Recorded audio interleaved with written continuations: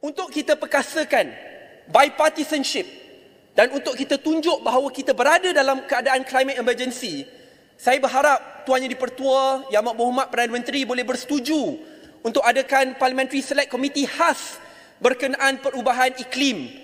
Kalau kita akui bahawa ini adalah isu besar, kalau kita boleh ada Parliamentary Select Committee berkenaan isu luar negara, hubungan antarabangsa, kenapa isu iklim yang merupakan isu yang teramat penting masih belum ada jawatan kuasa khas yang agak khusus supaya kerajaan pembangkang dapat duduk bersama, scrutinize isu development budget, bantu menteri dalam jalan-jalan penyelesaian. Saya dengar teliti ucapan yang dikeluarkan oleh Yang Amat Berhormat Perdana Menteri, kata kita ingin achieve carbon neutrality pada tahun 2050. That is a very good statement untuk capai carbon neutrality tahun 2050. Tetapi untuk kita capai carbon neutrality tersebut, komitmen yang awal perlu dibuat dengan sokongan kerajaan dan pembangkang, dengan dana yang sangat besar, dengan buy-in daripada sektor swasta, perubahan-perubahan yang agak sukar daripada sudut ekonomi. Tetapi kalau kita ada iltizam politik untuk lakukan, saya agak yakin kita dapat lakukan perkara tersebut. Ketiga, saya ingin cadangkan di sini juga bahawa salah satu the way of accountability forward. Sebab kalau ada yang kata bahawa kita sudah mobilisasikan, tadi kita dengar saya dah ada on the ground sejak hari pertama, semua orang boleh kata. Tetapi yang jelas di sini, setiap tahun ada dana khas bagi NADMA, MKN untuk membeli aset-aset yang agak mahal, ya. Dan kita lihat 2 bulan sebelum banjir besar itu, Yang Amat Berhormat Perdana Menteri ada buat launching besar-besaran, gagah tunjukkan segala jenis amphibious vehicles yang sangat mahal baru dibeli, tunjuk boleh masuk air, keluar air. Tetapi sebagai salah seorang yang berkhidmat di Taman Seri Muda daripada hari pertama sampai ke hari keempat yang agak teruk, yang saya nampak lebih banyak sejujurnya adalah wakil-wakil sukarelawan bawa white water rafting punya bot, kayak-kayak yang baru dibeli, bot-bot sampan kerana saya pinjam daripada nelayan-nelayan Muar. Itu saya lihat sekurang-kurangnya 90% is from this group of people. Maksudnya, bukan saja there is a break in chain of command, tetapi mana kita menempatkan aset-aset itu juga memainkan peranan yang sangat penting. So apabila dikeluarkan arahan, mobilisasi, ia juga datang juga dengan agak cepat dan tidak lewat.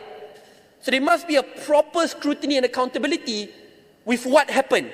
Mana pergi aset-aset mahal dan luar biasa ini, kenapa kita tidak berjaya mobilisasikan dalam tempoh masa yang singkat, dan selepas itu kita boleh tahu supaya apabila kita dilanda banjir lagi, kita lebih bersedia. Yang terakhir, saya berharap selepas musim banjir ini, kita tidak lupakan isu perubahan iklim, a climate emergency which we are in today. Kerana mudah untuk kita lupakan, mudah untuk kerajaan negeri kata kita perlukan duit-duit daripada tauke-tauke balak kerana itu adalah sumber pendapatan negara.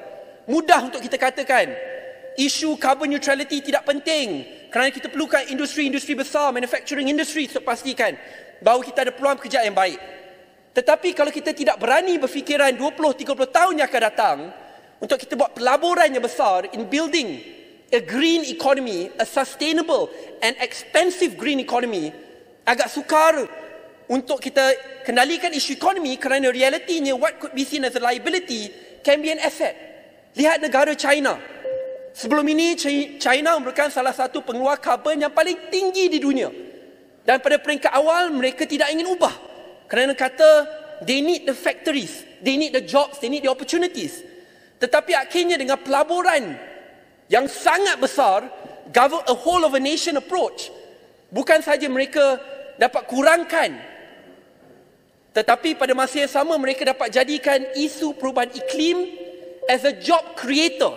Di Amerika Syarikat, di bawah Presiden baru Joe Biden, Build Back Better, 1.5 trilion US dollars dibelanjakan.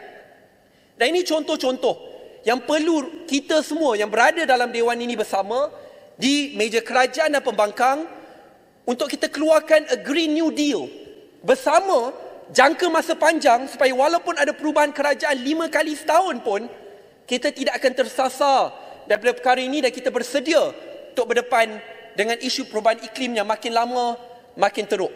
We are in a climate emergency. Kalau dalam tempoh masa seminggu kita boleh rugi 6.5 bilion, hilang 52 nyawa, lagi 2 masih belum dapat kita cari. Lebih 50,000 keluarga terkesan. Bayangkan 10 tahun daripada sekarang, jika kita bertindak seperti hari ini, apa akan jadi kepada negara kita? Situasi sama bukan berlaku sekali setahun, tetapi mungkin 10 kali setahun. Only when it is too late will we regret. We need to act today. Terima kasih Tuan Yang Pertua.